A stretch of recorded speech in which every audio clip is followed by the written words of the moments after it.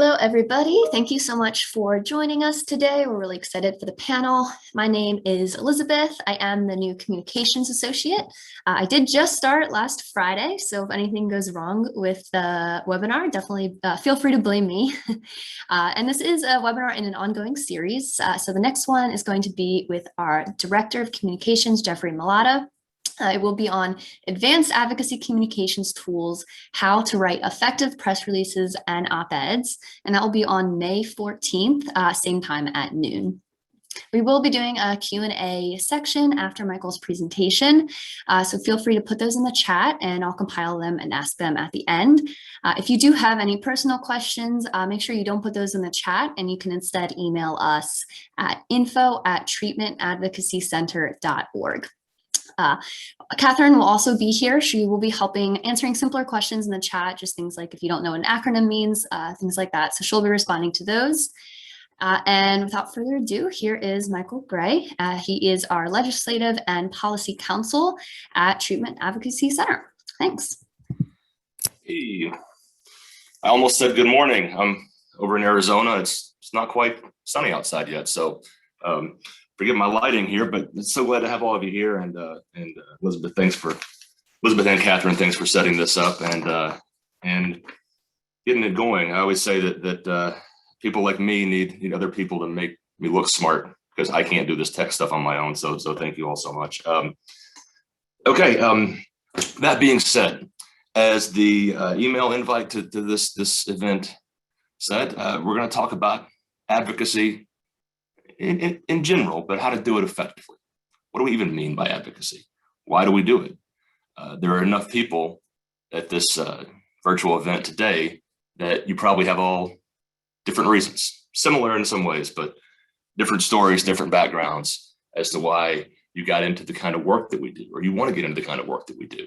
And I'm going to go through how to do it effectively from a lobbyist perspective, but a nonprofit lobbyist perspective, not the big bad lobbyist you hear about in the news, but one who works for the Treatment Advocacy Center. So that being said, I'm going to try to share my screen. In the past, I have actually struggled figuring out how to do that. So let's see if we can make it work.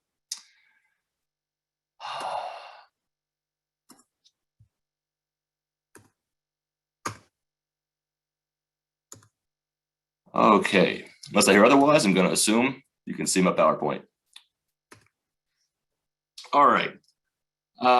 Okay, that's the title. You already know that. You know who I am. I'm Michael Gray with the Treatment Advocacy Center. And here we go. Let's talk about the outline for today. We're going to talk about what advocacy is and why we do it. We're going to define the term differently than how a dictionary or Wikipedia would define it. We're going to define it for our work, for the folks that we try to help and serve. Talk about how to do effective advocacy, having a goal and strategy, which seems obvious, but you'd be surprised how many people rush right past that part, past the all-important and sometimes tedious planning stage of how to get something done, how to communicate effectively, how to build coalitions, and how to get along with some groups that you don't agree with. And then we'll have questions, discussion of anything relevant that y'all want to ask or discuss. Advocacy. It's work that brings about change. The most important part of that is that it is work. Most of the people in our world, the world of mental illness laws and policy, don't do this for a living. They do it because they care, often because themselves or their family members are impacted by mental illness and the often ineffective nature of treatment systems and how we handle mental illness as a society and as a country. So it is work.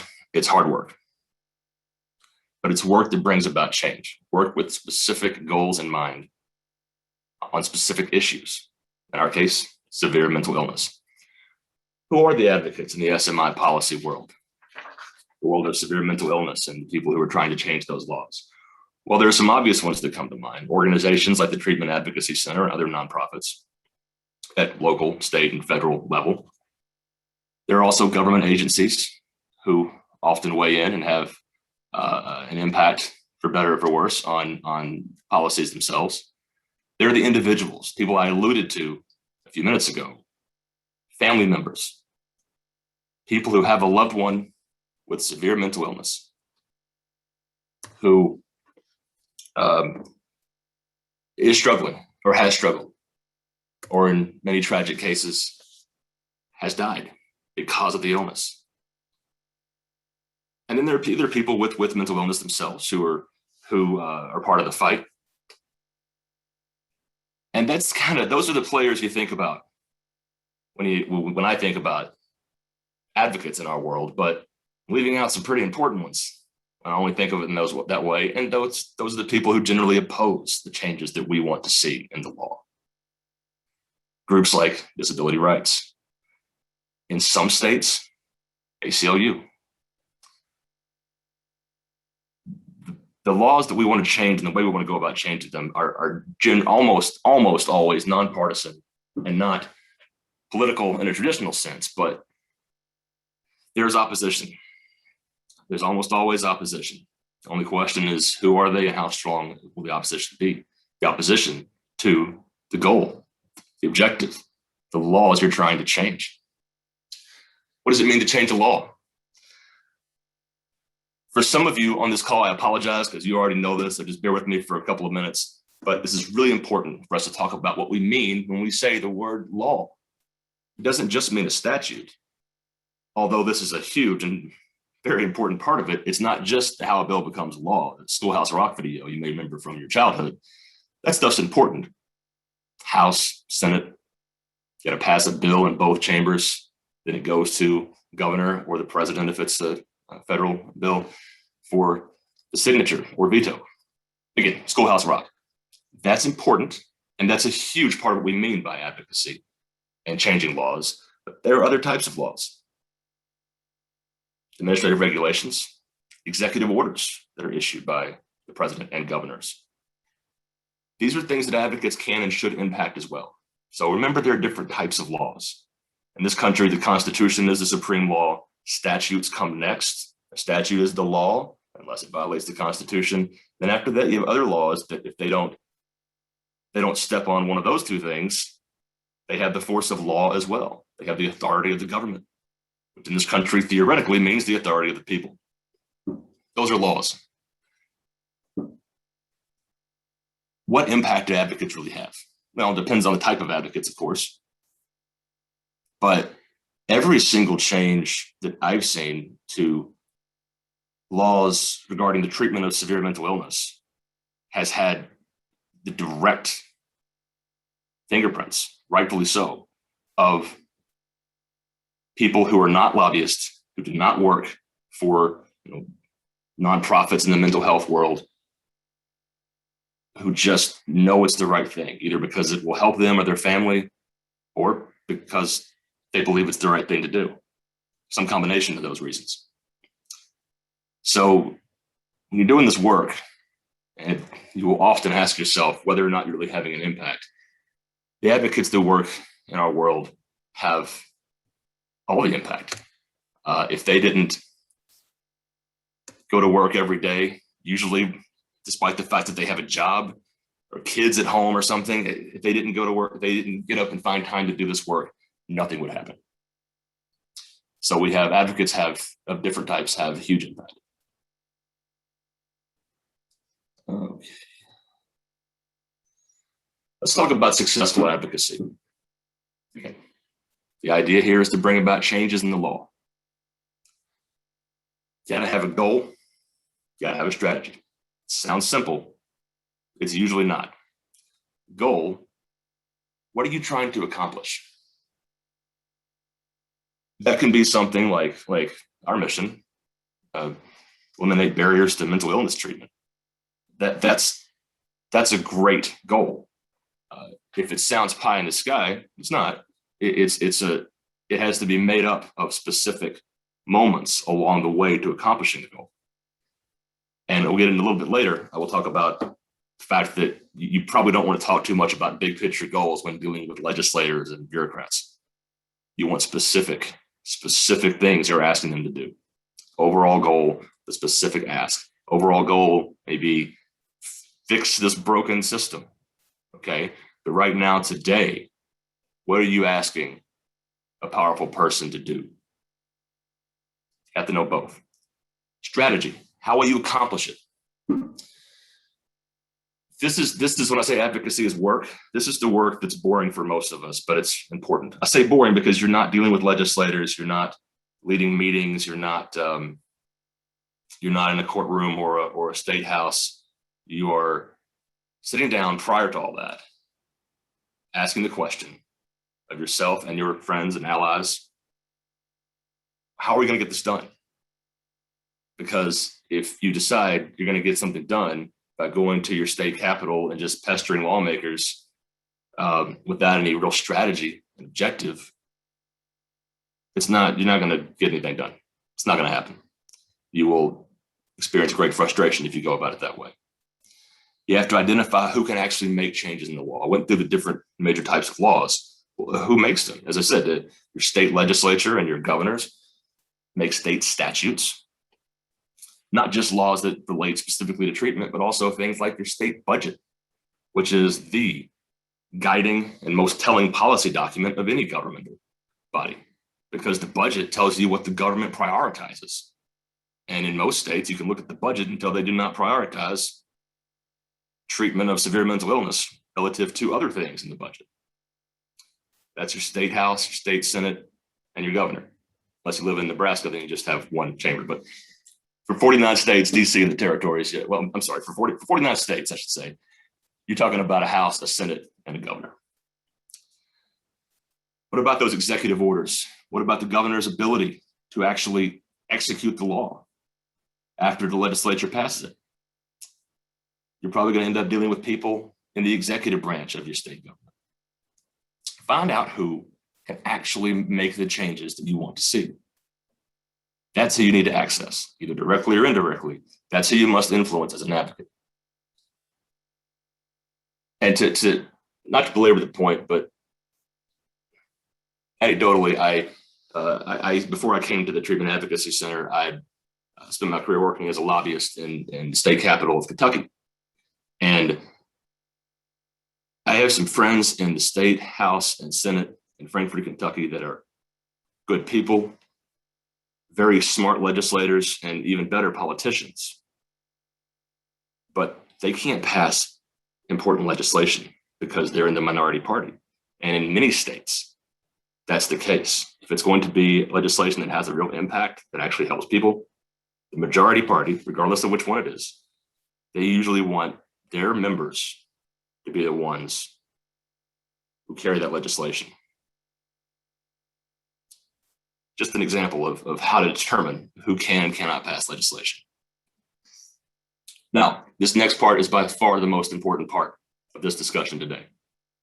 Well, most important part will be question and answer, but up until then, this will be the most important part. Effective communication. Legislators are people,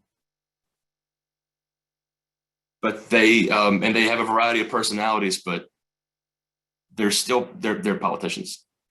They're often people who understand that they have some power and ability to do something you want them to do. And whether either consciously or subconsciously, that often puts them in a position, puts you, the advocate, in a position of feeling like you're talking up to someone who's high and mighty. Not always the case. A little bit more on that later.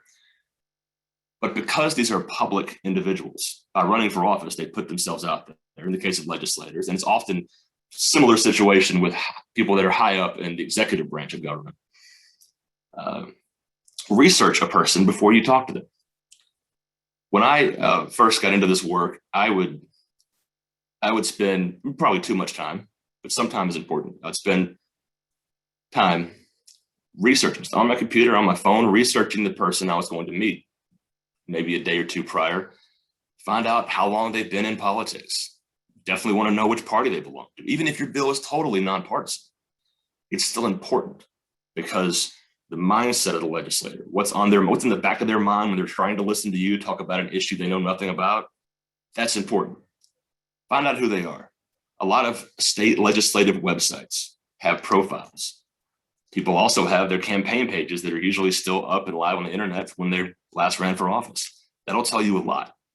Age, religious affiliation, marital status, whether or not they have children. These are all things that it's good to know when you're going to approach someone in a way that they can help you. You may have nothing to offer them politically, but they can make a world of difference for you and your issue. Know the person. Know the technical information about your bill. So, for example, if you're trying to reform or improve your AOT laws in your state, you need to know what the law would do, and those can be complicated. You need to know what it would do and be able to communicate it in layman terms in a way that someone who is not a healthcare provider or an attorney or a judge could understand. Because most legislators are not healthcare providers, they're not judges. Some are or have been, but most of them are not. And so know the technical stuff, be able to talk about it in a conversational way, and be brief. When I go into a meeting with a legislator, my number one kind of short-term goal in that meeting is to have them talk a lot more than I do. Some of you all know me personally. You know that my mouth can run on sometimes, but I make a conscious effort to get them talking. I want to know what they think about this issue or this piece of legislation. I want to know what they do not know, and that's when I can chime in and inform them. But it's important. Try to get them to do most of the talking. And again, when I'm saying, I keep saying legislators, this also applies to people that are influential and executive branch. I mentioned different personality types. Some legislators are very full of themselves, and bureaucrats, and they love the power that they have. Some of them are kindest, most down to earth people. It just depends. You may or may not be able to find that out ahead of time, but you'll definitely find out in your conversation with them. And everything I'm saying, it's much more difficult to do these days, but it applies over phone, and it applies over Zoom, it applies over video conferencing. All these rules still apply. Remember that they work for you, sort of. I remember learning in grade school that your lawmakers work for you. That they're elected by the people, they're paid by the people, their offices or government property. That is true in a sense, but unless you have a lot more money and or influence than I have in the world, you probably can't single-handedly fire a legislator, go out and defeat them at the next. Maybe you can, but for most of us, we shouldn't talk to them like they're a subordinate. Be respectful of the position, even if you don't like the individual. Be respectful of the position, and they can tell. They can tell when you don't like them, because they deal with people like us, advocates coming into their offices all day long and talking to them on Zoom and Google all day long. It is the most subjective work you'll ever do, meaning it's all about the personalities involved. In the end, talking about laws. Laws are made up by people. These are not the laws of physics. These are the laws of mental illness treatment. They are made up. They are written by people. The personalities of the advocates and the personalities of the lawmakers are what determines what does and doesn't get done.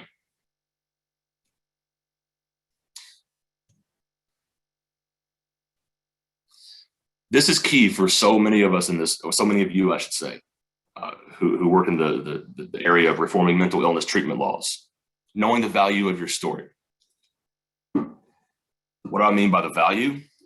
Back to that subjectivity. Every policymaker, every lawmaker is different. I mentioned earlier, it's always good to know if a lawmaker has kids, grandkids. Why? Because if you have a story, a powerful, tragic story about something that happened to your child with mental illness, although a person with no kids is certainly capable of empathy, just because they're a human being, if they're a decent person, they can be empathetic and hear your story. But if they have kids, your story is probably going to be more powerful. That's just one example of the value of your story. That being said, so many of you have such tragic and moving and in some cases, inspirational stories about yourself and your families.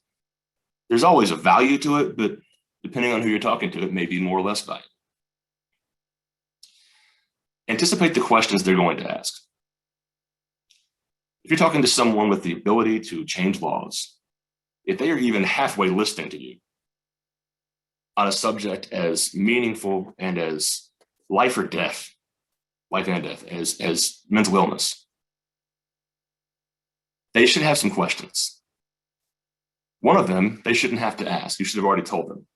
And that is, what are you asking them to do? Advocates like to say, always have an ask.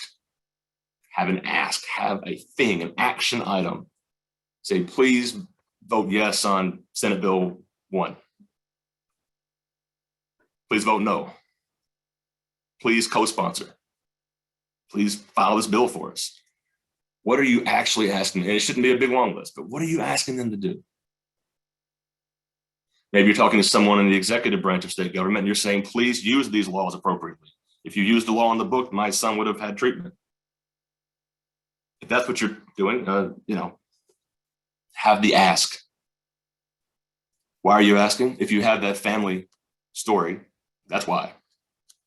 But be more specific, be forward facing. Say, if you do this, you change the law in this way, it will help people in this, in the future. Know who supports it. If there are organizations who support whatever you're trying to do, you should know that before talking to policymakers, as much as you can. You may learn from the conversations of policymakers, but know who supports it. Know who opposes it. Any smart lawmaker wants to know, if I come out in favor of this change in the law, who am I going to upset? I mentioned earlier groups like Disability Rights, for example, who often is on the other side of the table from the Treatment Advocacy Center and other groups like us. In some states, they are powerful in their state houses. They are influential. I feel like I've used the word powerful way too many times so far, but it's a proper usage of the word. They are influential. They have the ability to sway legislation. In some states, they don't. But always be honest. The worst thing you can do in all this, I didn't even put it in on the slides here, but never be dishonest with the legislator. And it can be tempting sometimes. It can be tempting, but cannot do it. First of all, because it's wrong. And second, it can get you in trouble. Trouble meaning they won't take you seriously anymore. So when they ask you who opposes this, even if the answer is a bad answer, you have to tell them. Otherwise, all your efforts are wasted with that individual. Okay. This next bit might be the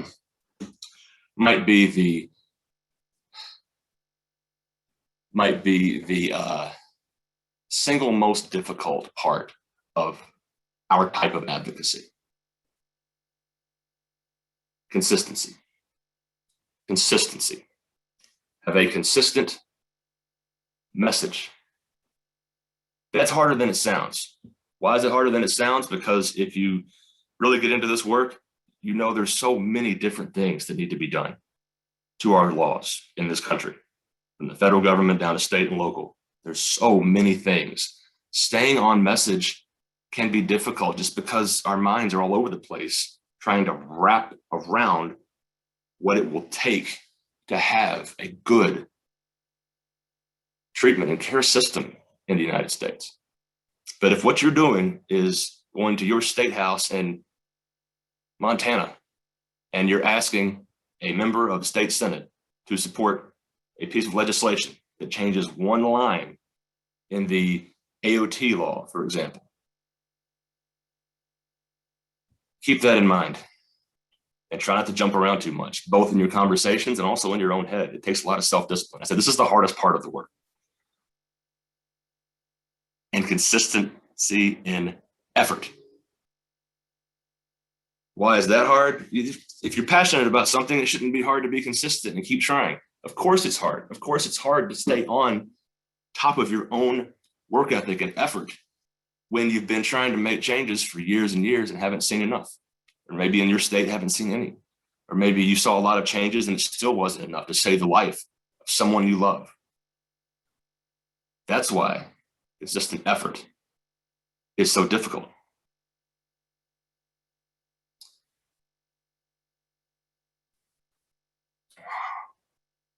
So how do you get this stuff done? How do you get the work done? I've talked mostly about communicating with policymakers and about having strategies and so forth. I'm actually going to jump down to the bottom of this little list and talk about the allies, the coalitions that you're going to need to get things done.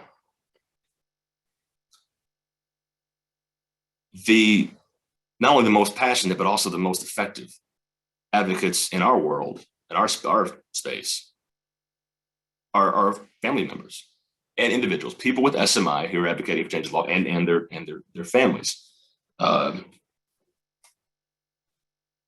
But these are people who, again, they have jobs, they have often a mentally ill loved one to take care of. They have a life. They don't get paid to do this.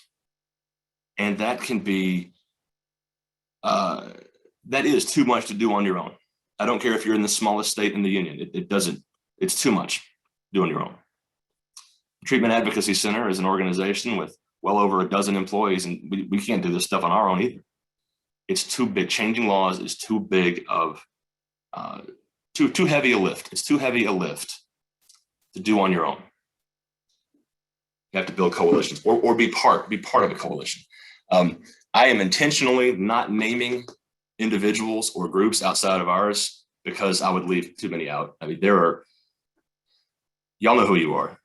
The people who bring about these changes, who are the tireless, effective advocates in this country. You know who you are. Forgive me for not naming a few. It would take me hours to name everyone. But they do it through working together. They work with us sometimes. They also work with other family members and other volunteer advocates. Sometimes you can even get the money to loop in a contract lobbyist and someone who can really get after the legislators as their job. That's great, but you've got to have all of the, you usually need all of the above: organizations, individuals, and some sort of lobbying, professional lobbying effort to get things done. You're going to want to try to get all that together. How do you do that? Well, in the last few years, leaps and bounds in social media and technology, electronic communications has made this mostly easier than it used to be. I say mostly because you can actually have too much communication and lose the consistency in message. But most states have coalitions of the nonprofit groups and provider groups who work in the behavioral health world. Within those groups are the people who really care about severe mental illness. There are some good and bad, but certainly some good. Facebook groups and other social media type gatherings for individuals in different states that are trying to come together.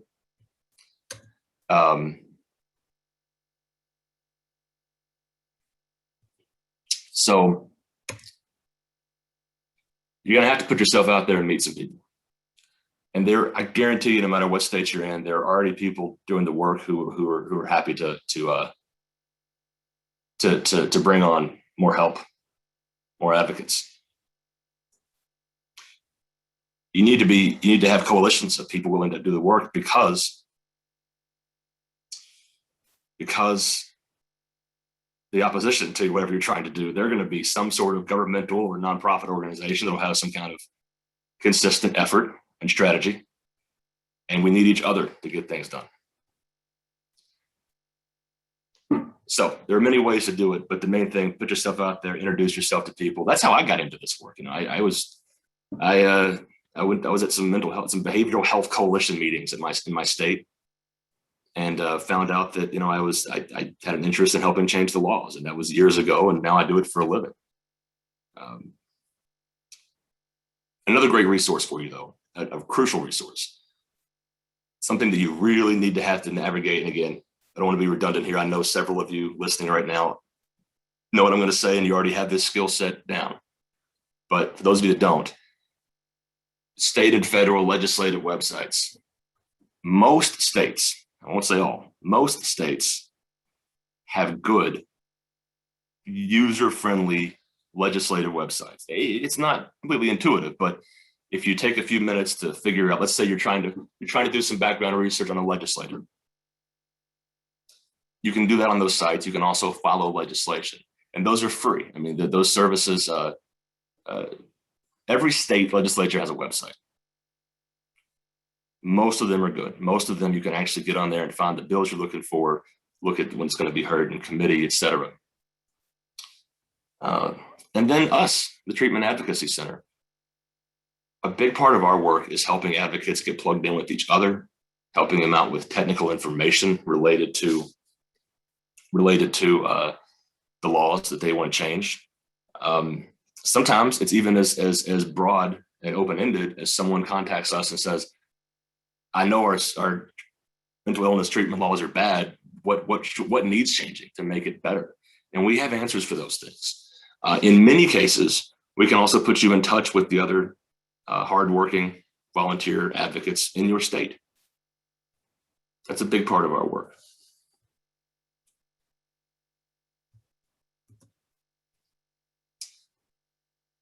That's all I've got. I want to leave this open-ended. I know we've got some questions coming in. Elizabeth, I almost kept myself to 30 minutes. It was pretty good. Okay, so we have about 5 or so questions. So if questions come up, definitely just put them in the chat and hopefully we will get to all of them. So the first question, it's a little long, but it's a good one. So it is my understanding that in addition to legislative and administrative advocacy, there is judicial advocacy.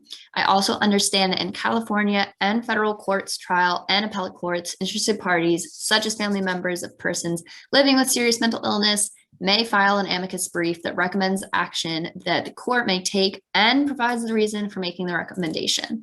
So please let me know whether you agree, and if you do, how you recommend teaching family members learn how to write an effective amicus brief.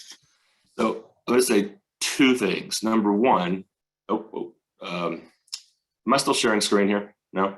Yes, there it is. Number one, the answer is what that person's understanding of the judicial system is correct. There's when I was talking about the types of laws, I didn't even get into the fact that the judicial branch makes laws. A court opinion is a type of law. It is, again, it's interpreting the other laws, but in many cases, there's not a statute or certainly a part of the Constitution that applies to what we do. So you have to, the quote unquote, the law is some court's written opinion about a case in the past. That's case law. You're right about that. When it comes to filing briefs and so forth, I tell you, I'd like to ask that person to follow up with me. That's why I was going to do this anyway. I dropped my email here at the end because that's a bigger question. And I'd like to talk in more depth about that and kind of figure out exactly what you're looking to do to get involved. And we can help, or we can point you to someone in your state that can. So if we could just shoot me an email, follow up there, that would be wonderful. But the answer is yes, the courts make laws too. I didn't address it here because the type of advocacy we're talking about doesn't involve dealing directly with judges. That's what attorneys do. The problem is you got to find an attorney or be an attorney. So that's a little. It's a longer answer. Please reach out to me. I want to follow up on this. It's a great question. Okay, great. And the second question is, what is the difference between advocacy and activism? Wow. I think I said at some point, advocacy is the most subjective work you're going to do. So my answer to this is going to be subjective. It's going to be what I think activism is. You already know what I know advocacy to be. It's like a Venn diagram of the 2 things, advocacy, activism, and there's some overlap. The work that the Treatment Advocacy Center does, I think it would be hard to call it activism, but certainly a lot of the work that our research department does can fuel advocacy and activism. But advocacy is more about support for an issue and trying to change a specific thing in the law. Activism can have that same goal, but it's a little more hands-on. And it's a lot less speaking with lawmakers and testifying in legislative committees, and a lot more doing things that are public activities. That's how I'll define the difference. Okay, great. And our next question. So you mentioned getting the politician talking. Often I lose control when they start talking about how much they have done for us. How would I redirect the conversation back? Well, that's a really well phrased question, because I was going to say, change the subject, but you finished the question with that. You need to do that. It's part of being deferential and being respectful, even though it's difficult sometimes. I know, and I'll answer your question directly. Well, I'll give advice on that. But I know I think it was the first day that I got into this work. The first time I went to a state house to meet with a legislator to talk about a bill that would change mental illness treatment laws. This was years ago, and then no one there knew who I was. He was not my legislator. He was like a 30-year veteran of the state house, older gentleman. And I started talking, and he interrupted me and said, "Son, you seem like a nice guy, but I can't spend much time on your bill because your people don't vote." I said, "Excuse me?" He said, "Your people, crazy people, they don't vote." I look back on it and I realized that could have been the end of my career. I could have gone off on him and embarrassed myself. What I did was literally take a deep breath and tell him, well,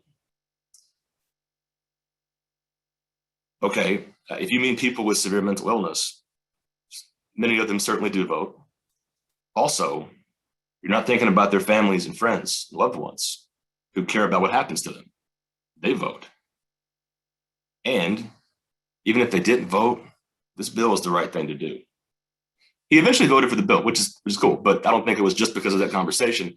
I have a career still because of how I handled myself in that conversation. It can be hard, but there's no sugarcoating the fact that if a legislator feels like they've done enough for us, they haven't. It's not possible. There is no state in the union with a perfect treatment system in place. Might not say it with the tone that I just said it, but that's certainly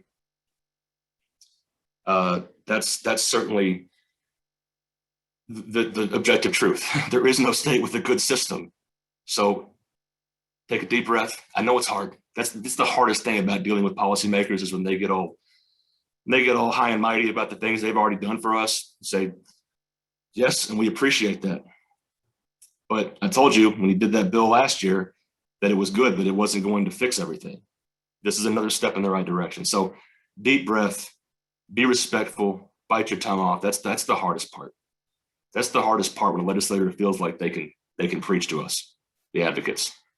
But great question. It's just, if you have to change the subject, keep the conversation going, that's okay too. But if you can, keep them on point and tell them the truth.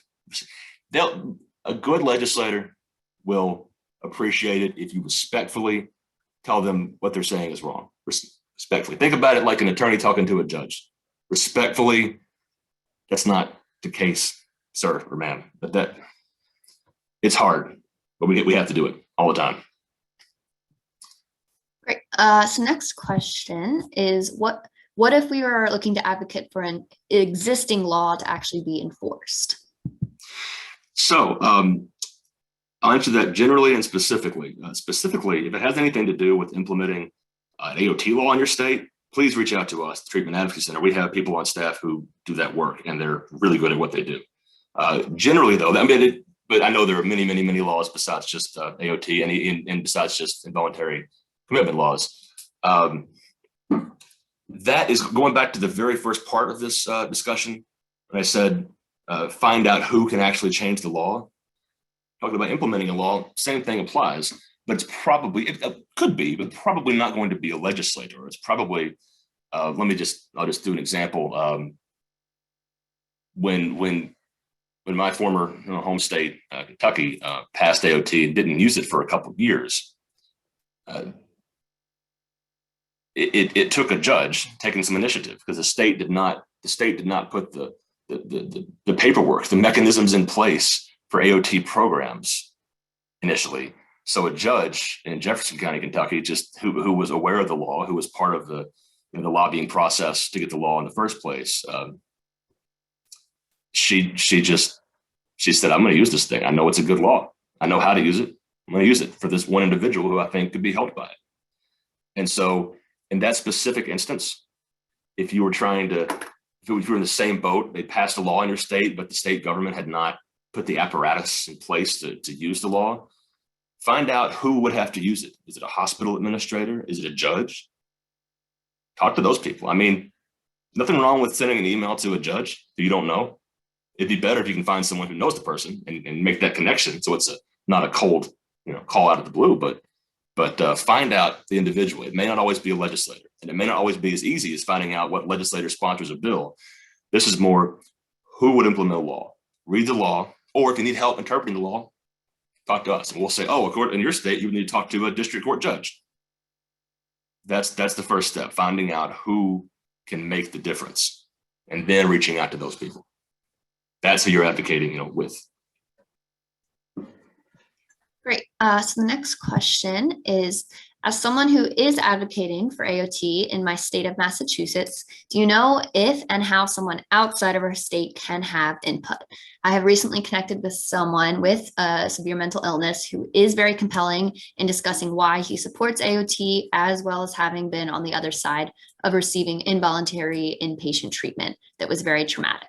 I was wondering if you had any ideas on how you could utilize his input, as his story is very powerful as to why AOT is needed for those with SMI. Sure. So a couple of things there. I'll talk first about someone from out of state. It depends on your state. And Massachusetts, I know, is a tricky one in this way, but so are the majority of states about wanting to hear testimony and input from outsiders. The best way to know if that'll be effective is to talk to legislators or lobbyists who are working on your side. Ask them, hey, I have someone who'd be great to come testify or to communicate with legislators, but they're not from Massachusetts. Do you think that would be effective? And a legislator who's, say, a bill sponsor, they're going to know the answer to that. They're going to say, no, our committee is not very receptive to outside. We don't care about outside of it. Or they may say, sure. I mean, if the person has a good story and it's compelling, bring them on. So legislators and lobbyists on the ground tend to have the best feel for how effective that's going to be. And that's part of building coalitions, networks of communication with people to get that information you need. And so that's really kind of, so about outsiders, first of all, but then I'll talk about bringing people into the process in general who can help your side by communicating with lawmakers. Again, ask the lawmaker, say, hey, do you think it would be helpful if I brought this individual to meetings with individual of your colleagues or to a committee hearing, et cetera? Ask them, and they'll be honest. They'll tell you, yes, that would help our effort, or no, that probably wouldn't help at all. Ask the people who know. Great. And the next question is, you mentioned the importance of honesty and full disclosure. When speaking with a legislator, if they don't ask who opposes what you're asking them, should you volunteer that info or just let it go? What a great question. What a great question. Well, it gets back to the subjectivity of the conversation. So every conversation is different because every person is different. And if you don't know the legislator very well or at all, and they don't ask, I would let it go. Personally, I would try to feel it out and say, does this seem like the person who would want that information volunteered from me? But if you can't tell, I would let it go. If for no other reason than if they don't ask you that, they're either not paying that close attention. It's not an issue they're going to really follow up on very much, unfortunately. Or this is the opposite of this. Is pretty cool. Maybe they don't care. Maybe they just think your bill is so, this can happen. They think your bill is so great, they say, I don't care if, let's say you're talking to a Democrat legislator and say, I don't care if Joe Biden comes here and testifies against, I support your bill, so I don't care. That may be why they didn't ask. But I would keep it to myself if I didn't know. If they didn't ask and I didn't know why they weren't asking, I would hope for the best, hope they weren't ignoring me, hope they're actually engaged, and I would keep it to myself. Okay, next question is, how do I go about getting plugged into options of what organizations work with the legislators in PA to propose changes to the Mental Health Procedures Act? So I'm stuck on the last part, NPA. Oh, you mean you're in Pennsylvania? I thought it was just some kind of an acronym. Okay, I'm with you. Yeah, so they're asking how to get plugged in with the people working on that.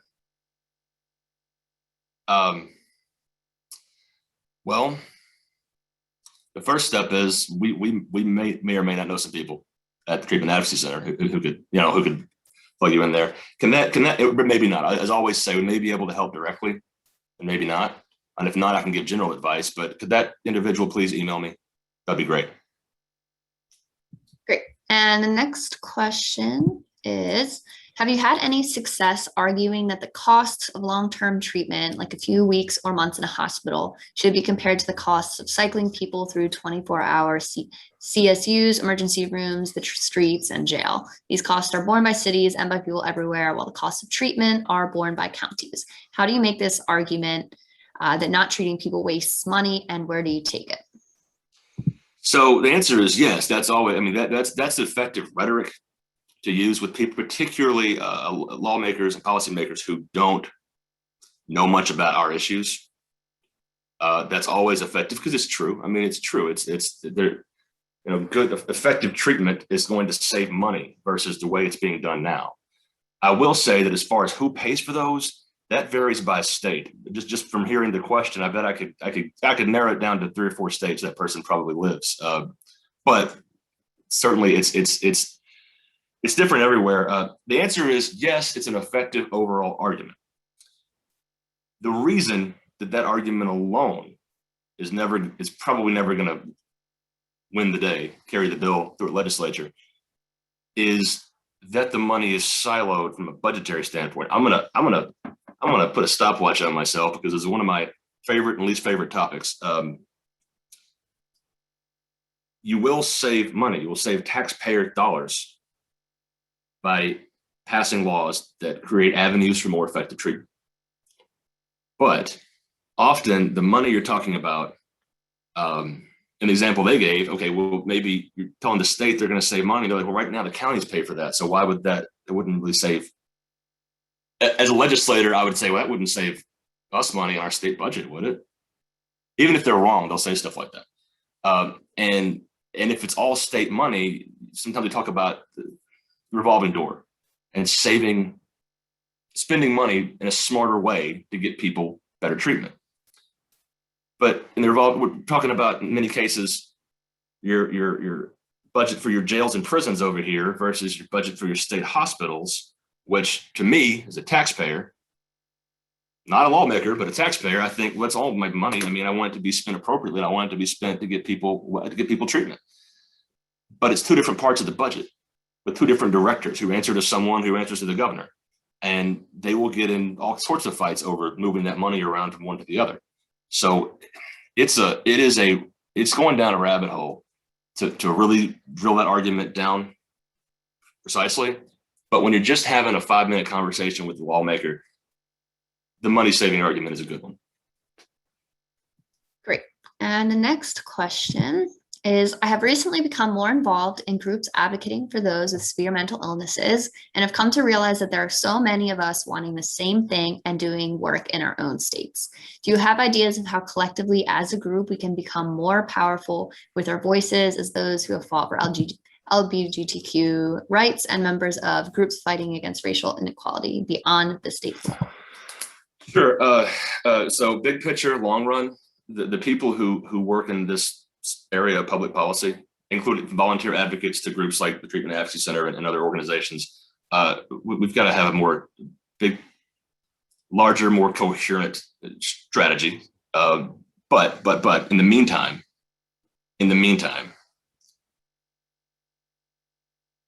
individuals can communicate. I mentioned how, as opposed to 20 years ago or something, the way it's so easy to, if you see someone on social media or in the news who's doing some work the other side of the country from you, but you want to get to know that person, it's probably not that hard. You can probably find their email on their website, or if they're just a volunteer family member, you can probably find them on social media. You can probably find them on Facebook. And please don't hesitate to reach out to us. Email, it's something you can email me about. You say, hey, I heard that John Q. Public over in California is doing a great thing right now. I want to know more about that. I'll say, well, I actually have his email. Let me see if he'd like to talk to you. We put people in touch like that all the time. And you'll find that as you get more into this work, the people doing great things in California already know the people doing great things in Louisiana, et cetera, et cetera. Like, they tend to know each other, at least over electronic devices, if not having met in person several times. So yeah, reach out to them directly. And don't hesitate to email me, reach out to us and see if we can connect you with someone like that. Awesome. And I am in California, and I leave messages and send emails often from the links that Treatment Advocacy Center provides me. I feel good doing this, but I'm wondering if the legislator or senator are very busy people who have 40 million constituents. Is there a better way to reach these elected officials? I feel like I'm doing this, but not sure if anything will change. I'm asking if there's a better use of my time. I'm gonna be brutally honest with the first part of the answer. Part of that question. This is not fair. This is not equitable. It is not right, in my opinion. But prior to the pandemic, and it will be the same if things ever return to some semblance of normal in this country, the best way to access legislators is to have money and go to fundraisers. You want direct access. You want to physically shake someone's hand and talk to them over a cup of coffee or a drink. That's how you do it. But in a place like California or any state, really, those things are expensive. It's a great barrier to access to power, the greatest barrier in this country. So unless you're made of money, hope for your sake that you are, and if you are, find out the contribution limits in your state and do some Zoom fundraisers, and then do them in person when you're when things are more normal. But unless you're made of money, keep doing what you're doing. Again, you mentioned sending emails, phone calls, letters. Do what you're doing, because it does have an impact. What I just said may make you think that if you don't have a lot of money, you can't access the legislators, and that's clearly not true.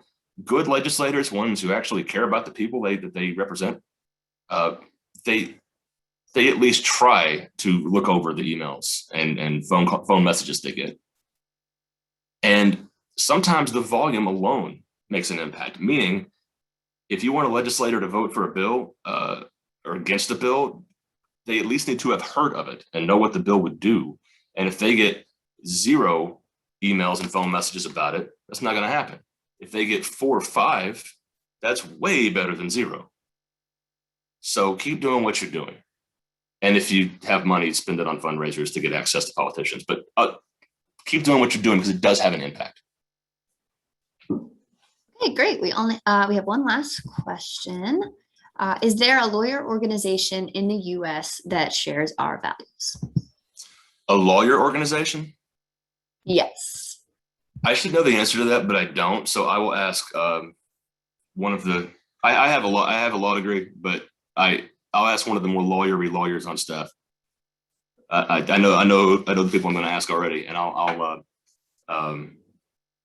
once again, if someone could, if you could get that person's email, or they could email me, either way, I will find out. I have a law degree, but I've never properly practiced law. I've been doing this work since I got out of school, this type of work. So I'm just not plugged into the bar associations and so forth, but we have people who are, and I'll ask them for you. Okay, awesome. Thank you so much, Michael.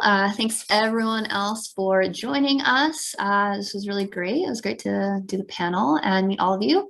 I just dropped all of our socials in the chat. I dropped Michael's email. If you have a more personal question, I also dropped the info email right in there. So thank you so much for joining us. And we hope you come to the next webinar. It is on May 4th again at noon, and it will be with our Director of Communications, Jeffrey Mulata, Advanced Advocacy Communication Tools, How to Write Effective Press Releases and Op-Eds on May 14th. All right, thank you so much, guys. Can I quickly plug that? That's going to be great. If you have any interest in the subject matter today, please tune in to Jeffrey's webinar on writing press releases and op-eds, because that is such a big part of effective advocacy communication. Okay. Thanks for letting me cut it. All right. Thank you all for joining us.